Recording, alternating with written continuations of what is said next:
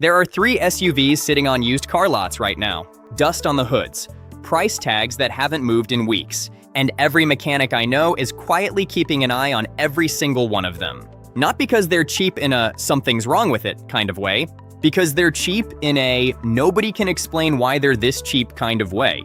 I'm not passing along rumors here. I'm talking about vehicles I've personally put on the lift. Trucks I've gone through bolt by bolt. 3 of these SUVs, I have watched them cross 400,000 miles, with their original engines and original transmissions still intact. Not one of them, 3 of them. 22 years of turning wrenches. I've put dozens of customers into these exact vehicles. Not one has come back to me. With a major repair bill, not one. Today I'm counting down from number 3 to number 1. I'm going deepest on number 1, because that's the SUV I've been recommending, Jan, more than anything else for the past 5 years. And almost everybody pushes back on me, Jan, the first time they hear it. Every single time. Until they actually drive one. Let's get into it. Number 3, Honda CR-V, 2015 to 2019. Number 3 is the vehicle that almost makes me feel bad for showing up to work. Every time one of these rolls into my shop, I put it on the lift, go through the whole inspection, suspension, brakes, undercarriage, pull the codes, check the fluids, and I find absolutely nothing wrong with it. Oil change, maybe a set of wiper blades, send it home. That's it. That's the whole appointment.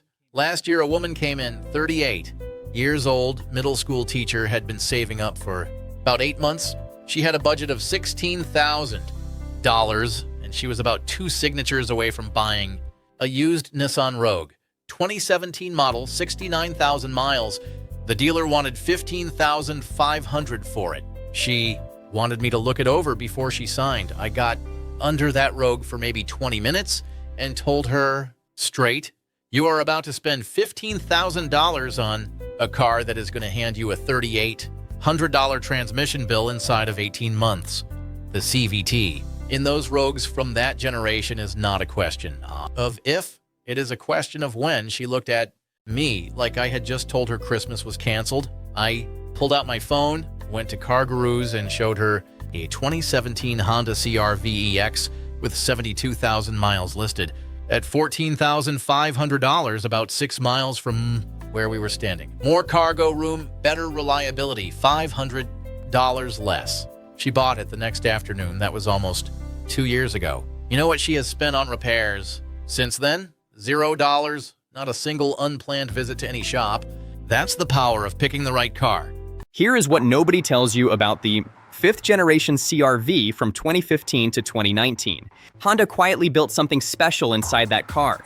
The 1.5-liter VTEC turbocharged engine runs on a timing chain, not a belt. That means no replacement interval hanging over your head every 60,000 miles. No belt snapping at the worst possible moment. The chain is designed to last the life of the engine. The continuously variable transmission Honda uses in these is not the same animal as what Nissan put in the Rogue. Honda's unit has a fundamentally different internal design, and the failure rate reflects that, significantly lower across the board.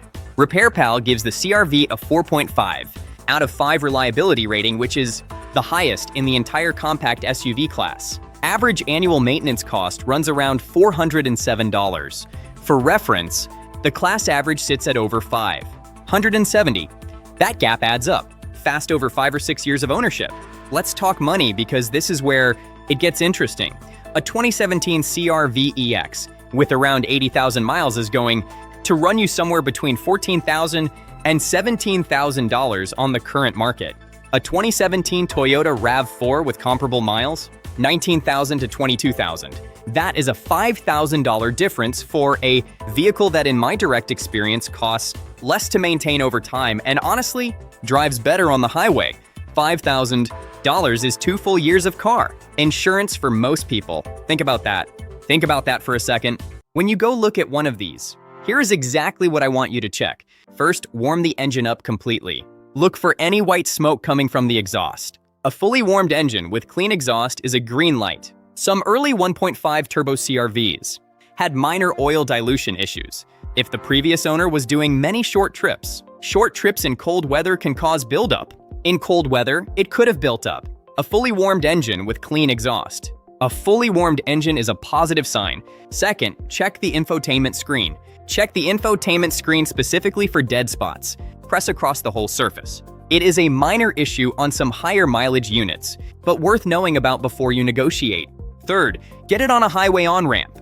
Get it on a ramp and accelerate hard, from 35 to 65 miles per hour. The transmission should be smooth and linear. No hesitation, no shudder. Any roughness there, walk away, or get a second opinion. Fourth, look at the rear cargo area floor, and the third row seat area if it has one. Families are hard on these spaces. How that area looks tells you a lot about how the whole car was treated. So, who exactly should buy this vehicle? If you are doing a long daily commute and fuel economy matters, this is your vehicle. If you want something genuinely practical, this is it. That your mechanic will never dread seeing, this is it. Who should skip it? If you need serious towing capacity. If you need serious towing capacity, skip the CR-V. Or you are going off-road regularly. The CR-V is not built for that life. And if you are buying purely for resale, in 3 years, a RAV4 badge still holds value better. A RAV4 holds value better in most markets. If you think the CR-V is underrated, the next one on this list might be even better. Might be the most overlooked reliable SUV. The most overlooked reliable SUV in the country.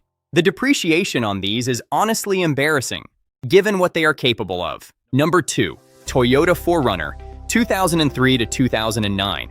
This might be the single most undervalued SUV in America right now. And the fact that you can still find these at the prices they are going for is something I genuinely cannot explain. These things are built like equipment, not like cars. And the market has not caught up to that yet. About 3 years ago, a man came into my shop. 51 years old, retired military, needed something dependable for a 45-minute commute each way and the occasional camping trip. He had been looking at a used Land Rover Discovery, 2006 model, about 110,000 miles, priced at $11,000. He thought he was getting a deal. I sat him down and told him plainly that Land Rover at $11,000 is not a deal. It is a deposit. You are going to spend that much again in repair bills inside 24 months. Cooling system, air suspension, electrical gremlins, those trucks will drain you. He asked what I would put my own family in for that money. I walked him out to the side lot and pointed at a 2006 4Runner Sport with 130,000 miles on it, $12,500. He bought it that week. 3 years later, that truck has 210,000 miles on the odometer.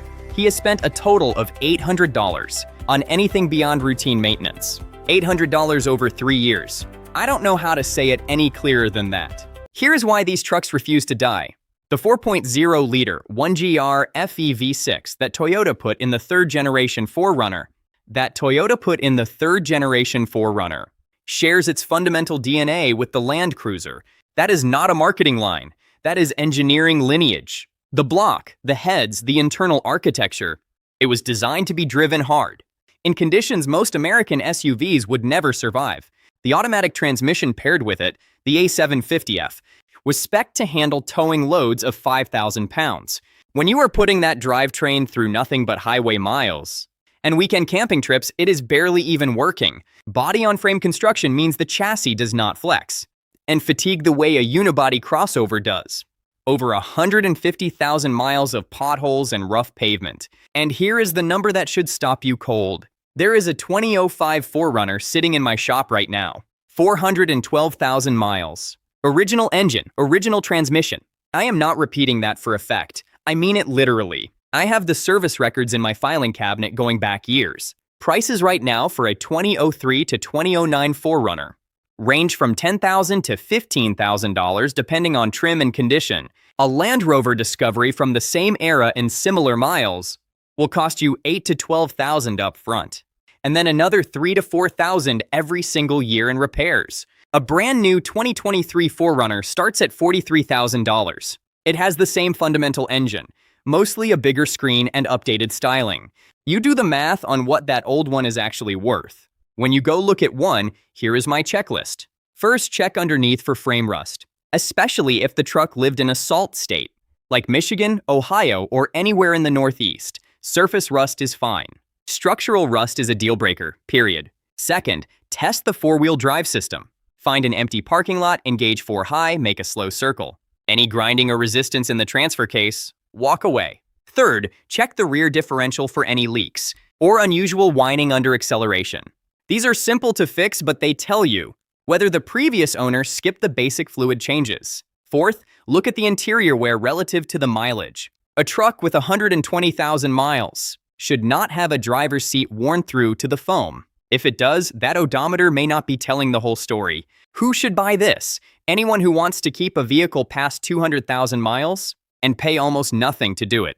Anyone who camps, tows a small trailer, or just wants something that genuinely cannot be killed by normal use. Who should skip it? If fuel economy is a priority, the V6 is not winning any awards at the pump. And if you need a third row for a large family, the 4Runner's interior is not designed for that. If you have made it this far, I want you to subscribe. I have more videos coming on exactly this kind of straight talk. Which vehicles are actually worth your money versus which ones the dealership wants you to buy. Hit the button. Number 1 is coming. And this one is going to make some of you genuinely angry that nobody told you sooner. Number 1, Lexus GX 470, 2003 to 2009. This is the one. This is the SUV I recommend more than anything else when someone walks into my shop and asks me point blank what they should buy. And almost every single time, the first reaction I get is pushback. Every time, until they drive one. 2 years ago, a software engineer came in. 42 years old, sharp guy, had done his research, had a budget of $30,000, and had already decided he was buying a BMW X5. 2007 model, around 95,000 miles, priced at $14,000. He had it in his head, and he was not really asking for my opinion. He was asking for a pre-purchase inspection, so he could feel good about signing. I put that X5 on the lift, and spent 40 minutes going through it. Then I sat him down and laid out what was coming. Valve cover gaskets already seeping, cooling system due for a full refresh, high-pressure fuel pump showing early signs of wear. Realistic repair estimate inside 12 months, somewhere between $3,200 and $4,200. On a $14,000 car, he asked what I would actually buy. I took him outside and pointed at my personal vehicle parked at the end of the lot, a 2004 Lexus GX 470, 228,000 miles on it. I bought it with 95,000 miles for $18,000. In 4 years of ownership, I have put $2,400 total into it, and that includes a full brake job, new tires, and a water pump replacement. At around 190,000 miles, he pushed back immediately, told me it looked like something his grandmother would drive. I told him his grandmother had better taste than he did, and then I showed him the numbers. He bought a 2007 GX 470 the following week for $21,000. He texted me 8 months later. His exact words, "Why has nobody ever talked about this truck?" Let me explain exactly why this thing refuses to die. The 4.7-liter 2UZ-FE V8 engine in the GX 470 is the same block Toyota put in the Land Cruiser. Not a cousin, not a variation, the same engine. That motor has been used in punishing operating environments, military vehicles, expedition trucks, and mining operations in Australia. Safari fleets in East Africa. It was built tough, run hard, maintained minimally, and keeps going regardless. Timing chain, not a belt, no replacement intervals. The 4-speed automatic transmission is mechanically simple and proven over millions of miles across vehicle platforms. Body-on-frame construction, just like the Toyota 4Runner, meaning the chassis has unmatched structural integrity. A unibody crossover simply cannot match high mileage. The 4-wheel drive system is mechanically actuated, fewer electronics, fewer sensors, fewer things that can go wrong. And here is the number to hold on to. A 2004 GX 470 is in my shop. It has 418,000 miles. Original engine, original transmission, still running strong. Brought in for an oil change and tire rotation. I asked the owner for his secret. He changes the oil every 5,000 miles. He does not ignore warning lights, that is it. Now let's talk about what this truck costs versus what it should cost. A 2007 GX 470 with 100,000 miles will run between $18,000 and $23,000. A Lexus LX 470 from the same year, which has the same engine and drivetrain, runs $28,000 to $35,000. A BMW X5 from 2007 with similar miles is priced at $12,000 to $16,000. But you will spend $3,500 a year That is the cost of keeping it running. And a Land Cruiser from the same generation, same engine as the GX, is currently selling for $35,000 to $50,000 and going up every month because people have figured out how bulletproof that motor is. The GX470 has that exact motor, and nobody is talking about it. You are essentially buying Land Cruiser reliability for $20,000 because it has a Lexus badge instead of a Toyota badge, and people still associate Lexus with lease payments and valet parking. That gap in perception is your opportunity. When you go shop for one, here is my full checklist. First, avoid the 2010 to 2013 GX460. That generation had a well-documented stability control issue that Consumer Reports flagged loudly at the time. Stick with the GX470 generation, 2003 through 2009. Second, check the rear differential and transfer case for any leaks. These are not expensive to address, but they tell you about maintenance habits. Third, inspect the air suspension. If the truck has it, some trim levels came with rear air springs. Get under there and look for cracking or sagging. Replacement is not catastrophic, but factor it into your offer. Fourth, look at the timing chain tensioner. On very high mileage examples past 250,000 miles, a worn tensioner can cause a slight rattle. On cold starts, cheap to fix. But worth knowing.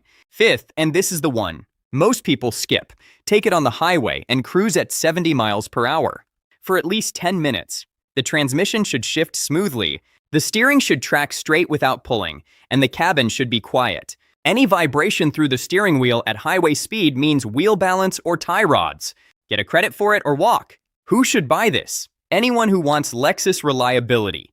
Without the Lexus price, anyone doing long highway miles, who wants to be genuinely comfortable doing it. Families who need real cargo room and a third row that adults can actually fit into on shorter trips. And anyone smart enough to care more about total cost of ownership than what the badge looks like. In the parking lot, who should skip it? If fuel economy is at the top of your list, a V8 body-on-frame truck is not your answer. If you need tight urban parking daily, this is a big vehicle, over 190 inches long. And if you are buying to flip in 2 years, the market has not caught on yet, which means resale is not the play here. Long-term ownership is. Here is my final take. If I had to buy one used SUV right now, the one vehicle to drive for the next 10 years, with the absolute lowest total cost of ownership, I would buy another GX470 without thinking twice. I already own one. I already know what it costs to keep running. And I already know what it feels like at 200,000 miles. It feels exactly like it did at 100,000. 3 SUVs the market forgot about, but the guys in the shop never did. The Honda CR-V, Honda's most underrated engine in a package, that quietly outlasts everything at its price point. The Toyota 4Runner, body-on-frame, Land Cruiser DNA, and a track record that speaks for itself at 400,000 miles. And the Lexus GX470, Land Cruiser engine, Lexus interior, priced like nobody did the math yet. Because most people haven't. They just haven't. 22 years of watching vehicles come through that bay door. These 3 have never once let me down. Not once. Not even a single time. If you want to know which SUVs earned genuine respect in the shop, the ones that simply refused to die no matter what, I did a full video on that. It is right here. Like this one if it helped you. Subscribe if you want more of this kind of straight talk. No fluff, no sponsorships, no agenda. Just what I actually see. Drive safe, take care of your vehicle, and it will take care of you. I will see you in the next one.